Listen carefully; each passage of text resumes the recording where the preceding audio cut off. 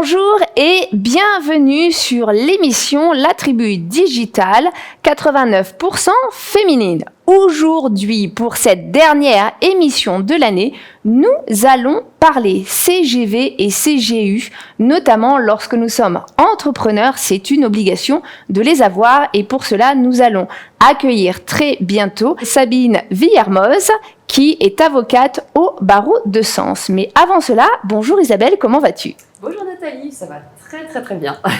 Bon, et bien accueillons ensemble Sabine. Bonjour. Bonjour Sabine. Bonjour, ravie de t'accueillir sur le plateau. Alors avant de commencer et de parler des CGV et des CGU, est-ce que tu peux déjà te présenter à nos auditeurs et nos auditrices ? Oui, bien sûr. Donc je suis Sabine Villermoz et je suis avocate au barreau de Sens. Ça veut dire que je dépends du barreau de Sens, mais je peux agir sur toute la France. Et j'interviens particulièrement pour toutes les entreprises en matière de création de société, revente ou création de conditions générales de vente. Et justement, ça tombe bien parce que c'est le sujet d'aujourd'hui. On va parler justement CGV, donc conditions générales de vente, et aussi CGU, donc conditions générales d'utilisation. Souvent, en tant que consommateur, on va un petit peu mélanger les deux. On ne sait pas trop qu'est-ce que sont les CGV, qu'est-ce que sont les CGU. Est-ce que justement, tu peux nous définir un petit peu ces deux termes ? Oui, bien sûr. Donc les CGV, conditions générales de vente, ça va concerner toute la relation commerciale qu'on peut avoir avec son client. Et ça va définir comment ça fonctionne, en fait. Si votre client veut acheter vos services ou vos produits, ça va expliquer à quel moment il doit payer, comment ça se passe s'il a une réclamation, et ainsi de suite. Alors que les conditions générales d'utilisation, c'est un document qui va encadrer ce que l'utilisateur du site web, donc la personne qui va aller sur un site, comment il va pouvoir utiliser les informations qui sont contenues dans le site. Donc, par exemple, est-ce qu'il a le droit d'aller copier un article purement et simplement et l'utiliser sur son propre site internet ?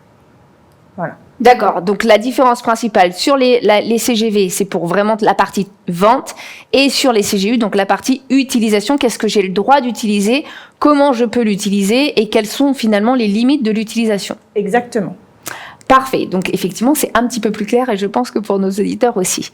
Lorsqu'on est consommateur, donc on est tous ici à la fois entrepreneurs et consommateurs, mais du côté du consommateur, lorsqu'on veut prendre un produit, lorsqu'on veut acheter un produit, que ce soit sur internet ou pas d'ailleurs, peu importe, on a souvent accès à des CGV. Alors moi, quand je vais par exemple dans les magasins, c'est souvent écrit en très très petit, il faut une loupe pour pouvoir regarder ça. Sur internet, c'est souvent une page qui est à côté avec une case à cocher du type « j'accepte les CGV ». Et j'avoue que en réalité, je ne les lis jamais parce que j'ai un peu la flemme de lire je ne sais pas combien de pages de CGV. C'est quoi les impacts si je ne fais pas ça en tant que consommatrice et comment l'entrepreneur derrière, si par exemple je ne respecte pas les conditions générales de vente ou si par exemple je me dis non finalement ce produit-là je veux le rendre, etc. Quels sont les impacts à la fois pour moi et à la fois pour l'entrepreneur ? Alors, il y a effectivement deux points de vue, celui du consommateur et celui de l'entreprise. Du côté du consommateur, il faut bien se dire que le consommateur, c'est ce qu'on appelle la partie faible. Et donc, en fait, il est protégé par toutes les dispositions du Code de la consommation. Donc, un entrepreneur, quel qu'il soit, il ne peut pas faire ce qu'il a envie. Très clairement, il est obligé d'appliquer la législation. Après, il y a des petites variations possibles, mais dans la majeure partie, c'est le Code de la consommation qui régit la façon dont ça se passe. Donc même si le consommateur n'a pas lu, c'est à tort, mais j'avoue, même moi, à titre personnel, je ne lis pas les conditions générales de vente quand je vais sur un site internet. Ça me rassure. Ou pas. Voilà, on clique tous, c'est normal, on n'a pas envie de se partir toute la liste. Mais ce qu'il faut savoir, c'est qu'en fait, ça sert vraiment à expliquer comment ça se passe. C'est pas l'entreprise peut pas mettre ce qu'elle veut dedans. C'est réglementé. Et ça va servir à définir effectivement, est-ce que vous avez un droit de rétractation, comment vous devez faire pour vous en servir, est-ce que vous devez payer les frais pour renvoyer par exemple, est-ce que, je sais pas moi, est-ce que vous avez le droit d'annuler une commande comme ça en claquant des doigts quand ça vous chante, voilà. Il y a tout un tas de choses qui vont rentrer dans ces conditions générales. Si vous n'avez pas lu, vous, en tant que particulier, en consommateur, les conditions générales de vente, C'est embêtant parce que vous ne savez pas à quelle sauce vous allez être mangé, mais vous restez protégé puisque de toute façon, c'est l'application de la loi. Et si l'entreprise n'a pas appliqué la loi strictement, ou en tout cas a prévu quelque chose qui n'est pas autorisé par la loi, de toute façon, vous ne serez pas obligé de l'appliquer. Voilà. Donc, après, on applique la loi, c'est comme ça que ça marche. Côté entreprise, très clairement, une entreprise qui va faire des conditions générales de vente qui ne seraient pas conformes à la loi, elle prend des très gros risques. Elle prend un risque parce que le consommateur peut remettre en cause le contrat, d'accord ? Elle prend un risque parce qu'en cas de contrôle de la répression des fraudes, concrètement, il y a un risque d'amende administrative qui peut aller jusqu'à 150 000 €. Ah oui, quand même. Donc ça peut faire mal. Et il y a aussi un risque pénal qui existe, qui peut entraîner aussi 2 ans d'emprisonnement, en fonction de ce qui manque ou de ce qui a été fait en contradiction, voilà. Où il y a un risque d'annulation du contrat s'il y a des mentions qui sont manquantes ou si vous avez ce qu'on appelle des clauses abusives. À ce moment-là, les clauses en question sont nulles, en fait. Elles ne sont pas applicables. Donc, il y a plein de risques pour une entreprise à faire n'importe quoi dans ces CGV, très clairement. Effectivement.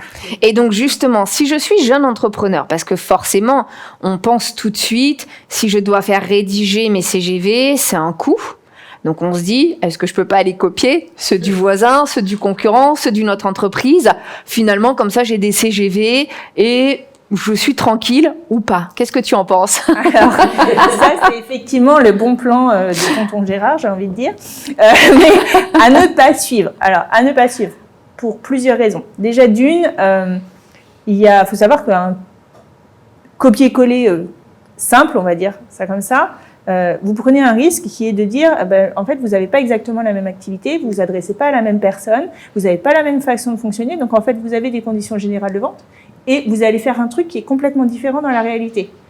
Donc finalement, vous allez être tenu par ce qui est décrit dans les conditions générales de vente et il va y avoir une distorsion avec ce qui se passe. Donc forcément, le consommateur, il va être en droit de dire, non, en fait, dans les conditions générales de vente, je ne sais pas, moi, il y a prévu que je dois payer qu'une fois la prestation réalisée, et vous êtes en train de me demander de verser tout à 100% au début de la mission. Ça ne marche pas. Vous voyez ? Donc, quand il y a des contradictions comme ça, très clairement, ça pose des difficultés. Il y a cette première chose-là. Il y a le fait que, suivant votre activité, il peut y avoir des règles spécifiques, en fait. Donc, si vous n'avez pas la même activité, il y a un risque. Comme si vous adressez à un consommateur ou vous adressez à un professionnel, les règles ne sont pas les mêmes non plus. Et la plupart du temps, les règles applicables au consommateur sont beaucoup plus protectrices du client que celles qui sont applicables aux professionnels. Donc ça veut dire que vous octroyez des droits à votre client qui sont supérieurs à ce que la loi lui donne. Bon, c'est un choix, mais il faut en être conscient, quoi, en fait. Et après, le dernier point, c'est de savoir qu'en fait, si on copie purement et simplement des conditions générales de vente, ça peut s'apparenter à du parasitisme économique. Et dans ce cadre-là, en fait, on peut avoir une condamnation de la société qui a fait le copier-coller à des dommages et intérêts pour le préjudice subi qui correspond grosso modo au prix que vous avez payé vos conditions générales de vente. Hein. En gros, ça revient à ça. Et on a eu l'exemple avec un arrêt de la Cour d'appel alors je crois que c'est 2008, entre la société Calypso et le site internet venteprivée.com. Ça, je pense que ça parle à peu près à tout le monde. Bon, la société Calypso avait purement et simplement copié-collé les conditions générales de venteprivée.com. Ah oui, et effectivement, le PDG de vente privée apparemment ne se laisse pas faire sur tous ces aspects juridiques. Donc voilà, donc on peut se dire que c'est pas grave effectivement parce que vous n'avez pas l'argent, machin, mais pour autant vous prenez un risque qui est du parasitisme économique. Il y en a qui peuvent parler de plagiat et ainsi de suite, mais la qualification juridique propre c'est le parasitisme économique. Mais vous n'avez peut-être pas dépensé d'argent, mais si dans 2 ans, il faut verser 10 000 €, ça va vous faire mal aussi, quoi. Il faut pouvoir juger vraiment l'ampleur du risque. Il faut partir du principe qu'il y a quand même des gens qui les lisent entièrement. Parce que c'est ça. Il y a toujours des gens qui les lisent entièrement. Effectivement. Les gens sérieux. Voilà, les gens sérieux. Non, mais c'est même pas une histoire des gens sérieux, c'est que le jour où tu as un problème, très clairement, tu vas aller lire. Oui, c'est vrai. Et à ce moment-là, tu vas dire, mais il y a un problème, ça marche pas, ça colle pas. Donc, faut toujours partir du principe qu'un jour ou l'autre, ça ne marchera pas. Malheureusement, voilà. Alors justement, si j'en rédige, par exemple, admettons, je rédige mes propres CGV dans un premier temps, et puis après, je me dis, tiens, je voudrais faire évoluer mes CGV, donc je fais appel à un avocat ou autre au bout d'un certain temps. Je peux faire évoluer mes CGV, comment ça se passe ? Effectivement, c'est possible. La seule condition, en réalité, c'est que ces CGV ne pourront pas être appliqués aux contrats qui ont déjà été conclus avant leur modification.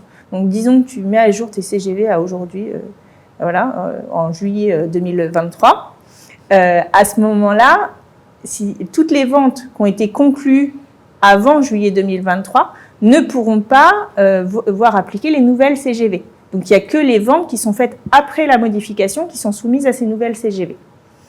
Et il faut bien qu'elles soient publiées, que tout le monde soit informé, bien sûr. Parce que si tu fournis les anciennes, ça ne fonctionne pas. C'est un petit détail. Mais oui, effectivement, après, ça peut évoluer. Et il faut que ça évolue. Parce que si tu veux, surtout au niveau des ventes avec des particuliers, il y a des réformes qui passent chaque année. Et il faut mettre à jour en fonction des nouvelles réformes. Parce que si la loi leur donne de nouveaux droits aux consommateurs, toi, en tant qu'entreprise, tu dois également le faire. Et comment on se tient à jour justement des réformes ? Parce que si on n'est pas avocat, c'est souvent la grosse problématique. On sait que nul n'est censé ignorer la loi, mais bien souvent on découvre des lois lorsqu'on est confronté aux problématiques. C'est effectivement un gros problème, et en tant que professionnel, je dirais que la seule solution viable, alors en tout cas qui ne soit pas du travail non plus, c'est peut-être soit la solution 1, je dirais, de s'abonner à un profil LinkedIn d'un avocat qui maîtrise ce sujet-là. Voilà. Et deuxième solution également, c'est d'aller s'abonner à la newsletter du ministère de l'économie. Parce qu'en fait, je crois que c'est toutes les semaines qu'il y a une newsletter qui paraît et qui va répertorier ce genre de modifications. En tout cas, tout ce qui va aller intéresser les entreprises. Ils vont faire des alertes sur le sujet. Parce que je dirais bien, il faut aussi s'abonner à la newsletter, à l'actualité, aller regarder tous les jours les nouvelles lois qui paraissent. Mais ça, c'est un peu trop demandé. Je pense que là, c'est un vrai travail de juriste. Donc, oui, c'est ça. C'est qu'après, en tant qu'entrepreneur, c'est pas notre métier non plus. Exactement. Et effectivement, on a aussi d'autres sujets à traiter au quotidien. Donc, si on passe nos journées à faire de la veille légale, finalement, on ne fait plus notre métier. Voilà. Ok, en tout cas, merci beaucoup pour toutes ces informations, Sabine. Alors, une dernière petite question, et puis on retrouvera tout à l'heure, justement, en coulisses, Sandra, puisqu'on lui a demandé comment elle va faire pour créer ses propres CGV et ses propres CGU. Donc, une dernière petite question. Imaginons que je crée mon entreprise et que j'ai aucune connaissance juridique. J'ai accès, par exemple, à Internet, à plein de sites qui me proposent de faire des CGV pour 3 francs 6 sous, même parfois gratuitement. J'ai accès de l'autre côté à des avocats comme toi, ou à des entreprises peut-être qui sont spécialisées dans ce type de création. Quel serait ton conseil à ce niveau-là ? Est-ce que je peux faire appel à ces entreprises ? Est-ce qu'il est préférable de faire appel à un avocat ? Bien sûr, ma question n'est pas du tout orientée. Alors, oui, effectivement, si je prêche pour ma paroisse, je vais dire qu'il est tout à fait préférable de passer par un avocat. Parce que passer par un avocat, ça veut dire avoir un produit qui est personnalisé. Alors, parce que vous allez avoir un entretien avec l'avocat qui va définir vos besoins, qui va bien prendre en compte votre activité, les particularités de votre activité, de votre façon de fonctionner et établir des conditions générales adaptées. Après, je sais qu'un avocat, ça a un coût. Et quand on commence, on n'a pas forcément l'argent pour. Et donc, effectivement, il y a des générateurs de conditions générales de vente gratuites. Il y a des services en ligne qui fournissent des conditions générales moyennant paiement. Tous ces services, le problème, je dirais, c'est que vous allez avoir des conditions générales bateau, dans le sens qu'ils vont vraiment reprendre ce qui est identique à chacun, parce que c'est le code de la consommation, et il n'y aura rien d'adapté. Ça, particulièrement à votre situation, à votre façon de fonctionner. 1, et 2, il va y avoir des détails, je dirais, qui ne seront pas pris en compte. On vous posera pas là forcément la question de savoir si, je sais pas moi, par exemple, si en tant qu'entreprise, vous prenez en charge le coût du retour quand il y a exercice du droit de rétractation. Il n'y aura pas forcément tout un tas de petites alertes, donc il y a un risque. Si on prend le risque, on décide de prendre ce risque de prendre un modèle gratuit ou à pas cher, il faut avoir conscience qu'il y a des risques qui sont derrière. Et en fait, la meilleure solution, si on prend ce risque-là, c'est de se dire, je fais attention et le jour où je commence à bien fonctionner, je prends la peine d'aller voir un avocat. Sachant qu'un avocat, il peut soit rédiger de A à Z des conditions générales de vente, soit uniquement venir relire ce qui existe déjà pour l'améliorer, pour le mettre en conformité s'il y a besoin, et venir renforcer l'existant et faire en sorte qu'il n'y ait pas de problématique. Et c'est très important, je dirais, le plus important surtout, c'est pas de ne pas vouloir rédiger soi-même les conditions générales de vente quand on n'a aucune compétence juridique, parce que le gros risque quand on travaille avec des consommateurs, ou même avec des professionnels, c'est de mettre en place des clauses qui vont être abusives. Et ça, pour le coup, ça coûte très cher. Voilà. C'est clair. Et est-ce que, par exemple, les contrats, je suis prestataire de services, je vends des prestations donc à des clients, est-ce que les contrats peuvent remplacer les conditions générales de vente ? Totalement, parce que c'est vrai que depuis le début, il y a un truc qu'on n'a pas dit, c'est que les conditions générales de vente, en réalité, ce n'est pas obligatoire. Il n'y a aucun texte qui oblige à avoir des conditions générales de vente. Si on en met en place, c'est parce que, au niveau surtout des consommateurs, on a une obligation en tant qu'entreprise, on a une obligation d'information pré-contractuelle. Et en fait, les conditions générales de vente, vu qu'on les fournit avant l'achat, c'est donc pré-contractuel, eh ben, ça nous permet de remplir cette obligation d'information, puisqu'on va mettre toutes les informations qu'on a l'obligation de leur fournir.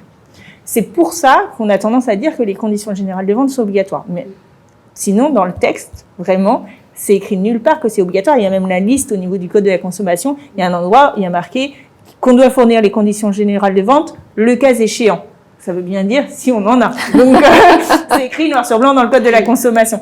Mais l'idée, c'est de dire, voilà, vous avez un support, il y a la preuve, on l'a transmis, ils ont coché ou on le voit sur le site internet. C'est la preuve qu'on a bien rempli notre obligation d'information précontractuelle. C'est pour ça qu'on le fait. D'accord. Donc, du coup, on peut très bien faire un contrat et ne pas avoir de conditions générales de vente. Et du coup, le contrat, lui, va être personnalisé pour chacune des prestations qu'on va faire. Parce que le contrat, on va le fournir forcément avant qu'il signe. Bah oui, sinon j'ai signé le contrat avant de commencer. Voilà. Exactement. Et on va y retrouver toutes les informations qui sont obligatoires et ça va venir effectivement remplacer les conditions générales de vente dans ce cas-là.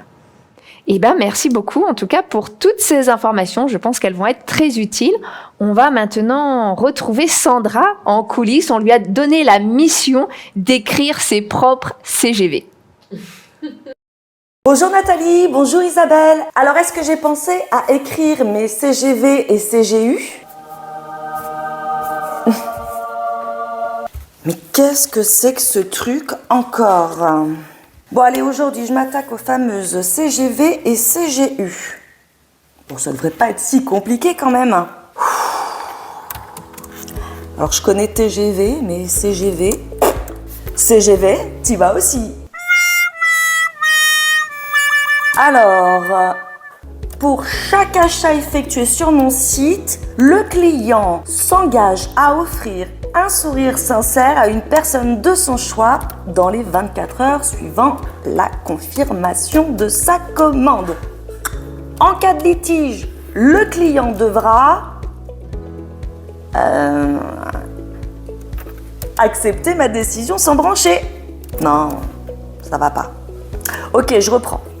Alors, en cas de litige concernant nos produits ou services, le client et notre entreprise s'engagent à tenter de résoudre le problème en réalisant ensemble une danse de la pluie traditionnelle.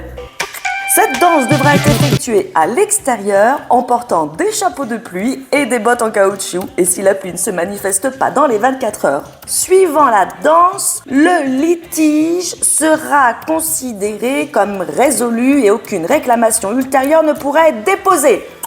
C'est pas mal ça, hein ? Allez, on s'attaque aux factures impayées. Oui, bonjour Monsieur Dupont. Je vous appelle au sujet de votre facture impayée. Conformément à nos CGV, eh ben vous devriez...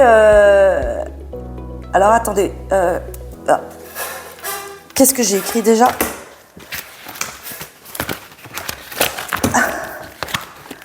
Bon, bah, je vous rappelle, hein, je vous rappelle. Ah, j'ai reçu un mail. Alors, qu'est-ce qu'il me dit ? Qu'est-ce qu'ils disent de mes CGV et CGU ? Madame, vos conditions sont assez inattendues. Pourriez-vous les clarifier? Je crois que je me suis un petit peu emmêlé les pinceaux là. Bon, je pense qu'il faut que je mette en place des nouvelles conditions. Ok, vous voulez pas payer les factures? Eh ben, très bien. Préparez-vous à affronter mon équipe juridique composée de moi-même et...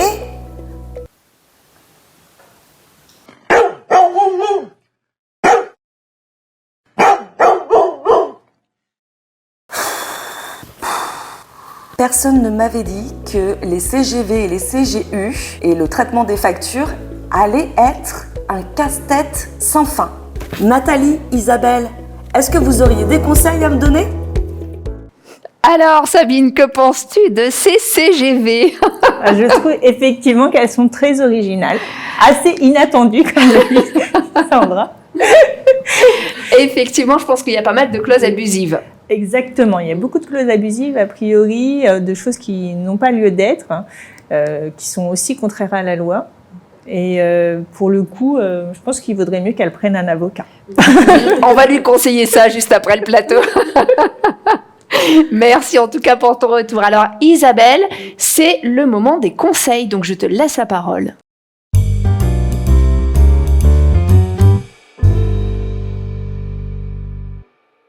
Alors, les conseils pour Sandra, mais qui sont valables finalement pour pas mal de gens, parce que c'est vrai que les CGV, c'est un peu la bête noire. On a tendance à attendre la dernière minute pour les faire, et c'est vrai que c'est un peu une erreur, parce que il faut les anticiper.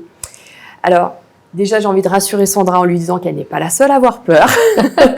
Mais une fois qu'on a compris que les CGV sont là pour vous protéger, vous et vos clients, eh bien, je dirais que tout devient plus facile, on y prend plus de plaisir et on a envie d'aller un petit peu plus lire toutes les petites lignes.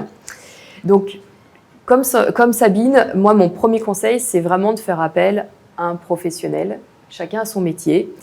Et donc, que ce soit un avocat ou un conseiller juridique, si on se sent perdu, même si cela a un coût, eh bien, ça va être une dépense qui sera vraiment très utile et aussi un gain de temps. Parce que vous allez peut-être rédiger vos CGV, y passer des heures, mais si le résultat de toute façon n'est pas optimal, vous aurez perdu votre temps et vous devrez recommencer et peut-être plus tard faire appel à un professionnel de toute manière. Donc, pour le cas où vraiment, comme Sandra, vous avez quand même envie d'essayer, c'est une manière d'apprendre aussi, hein, certes. Alors, j'ai envie de vous dire déjà de prendre le temps de vous documenter et de ne pas foncer tête baissée justement en copiant des CGV existantes. Donc de vous documenter sur la législation applicable. Donc Sabine en a déjà parlé. Donc que ce soit si vous adressez à des particuliers le code de la consommation ou à des professionnels le code du commerce. Donc c'est vraiment utile de les lire. Et alors on peut trouver, si vous faites Google, CGV, des tas d'informations sur des sources pas forcément fiables. Donc moi, mon conseil, c'est vraiment déjà de s'orienter vers des sources fiables. Si possible, s'il y a le point Gouv, au moins vous savez dans quoi vous mettez les pieds, parce que on va trouver vraiment des gens qui peuvent s'afficher conseillers juridiques et puis finalement, ils ne sont pas si bons que ça. Donc voilà, comme on dit, c'est comme l'assurance. On décide de ne pas prendre d'assurance parce qu'on veut économiser, mais derrière, en cas d'accident, eh bien, ça va coûter beaucoup plus cher si on n'a pas d'assurance. Donc vraiment, voilà, c'est normal et c'est tout à votre honneur de vouloir essayer et de vous documenter parce que de toute façon, c'est quand même utile, même si vous allez demain dialoguer avec un avocat et un conseiller juridique, vous aurez au moins une partie de langage commun. Ça pourra aussi aider à expliquer vos besoins, la définition de votre activité, etc. Donc voilà, ce temps, il sera toujours du temps qui sera gagné. Si vous décidez ensuite de les rédiger par vous-même, le meilleur conseil, c'est quand même après de les faire relire par un professionnel.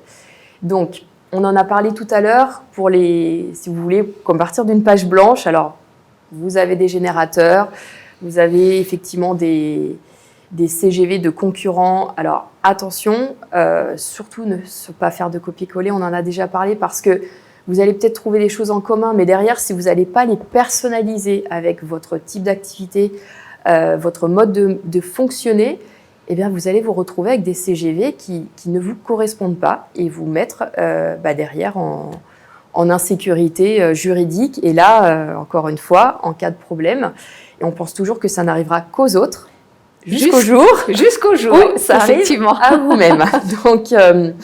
Donc voilà, vraiment, c'est très très important.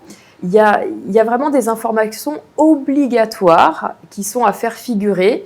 Donc selon si vous adressez à des particuliers ou des professionnels, vous allez les trouver dans les textes juridiques officiels. Donc, alors je vais peut-être pas vous faire la liste exhaustive mais si vous adressez par exemple entre professionnels, vous devez vraiment indiquer par exemple non seulement le prix, mais la manière dont vous avez calculé ce prix, ou alors un devis très très détaillé qui va vraiment indiquer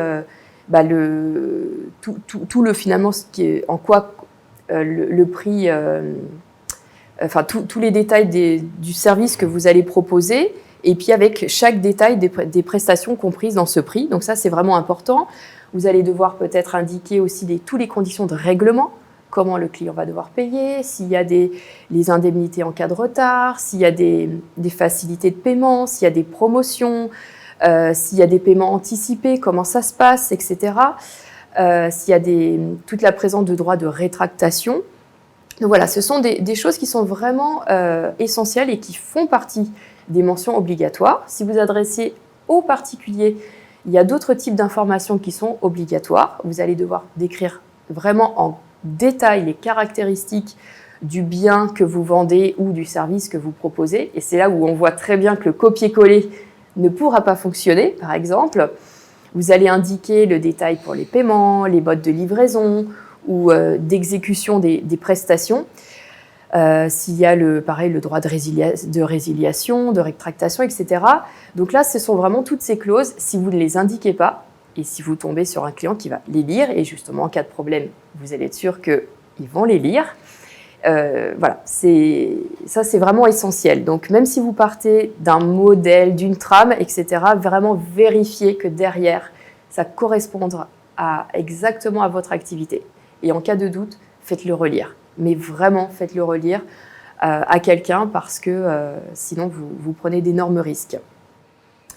A contrario, il y a des choses obligatoires et il y a des choses qui sont strictement interdites. Vous n'avez pas le droit, par exemple, de réduire le droit d'un consommateur.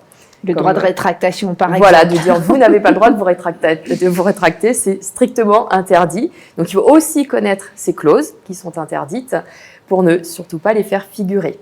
Et pour éviter les clauses abusives de Sandra. Exactement. Par exemple. Voilà, la danse de la pluie a l'air sympathique, mais voilà, juridiquement, ce n'est pas encore acceptable. Donc juste là, avant de se quitter, j'aimerais remettre vraiment les points de vigilance. Donc, ok, des modèles, mais on les personnalise.